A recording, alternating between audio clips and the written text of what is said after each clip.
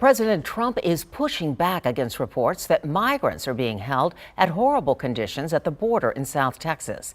The president says many immigrants, quote, are living in far better conditions now than where they came from and in far safer conditions, end quote. That's after a government report found families are being stuffed into overcrowded cells. And as the surge of migrants continues at the border, hundreds keep arriving here in San Antonio every day. And the downtown migrant center is costing the city big money. We've just learned the city has spent nearly $250,000 so far. Let's go live to Eyewitness News reporter Henry Ramos with brand new insight from the inside the center. Henry?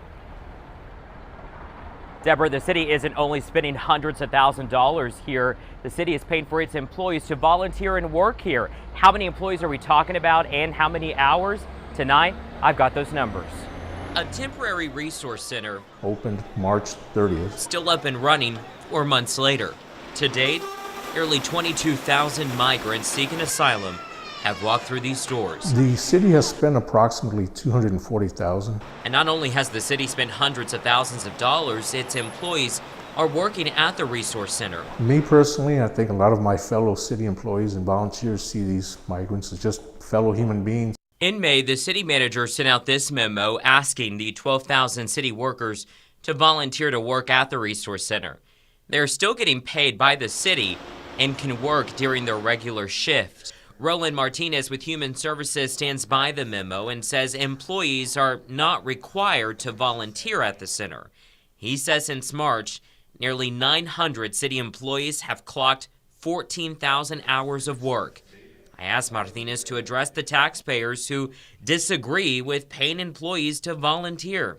We live by our 4 core values, which you can see here to my right, as far as teamwork, integrity, innovation, and professionalism. I mean, it's just part of what we do as a city, from the top level of management down to our employees in the field and in the offices, that we provide that service and compassion to those most in need in our community.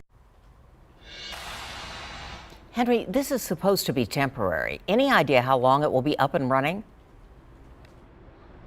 Deborah, there's no exact timeline here. Martinez says at least the center will be open for several more months. Now, it's important to note here, the city is not doing this alone. They're partnering with other local nonprofits here in the city, getting volunteers from the community. To put this into perspective here, 200 to 400 migrants show up here every single day. We're live downtown. Henry Ramos, KENS 5, Eyewitness News.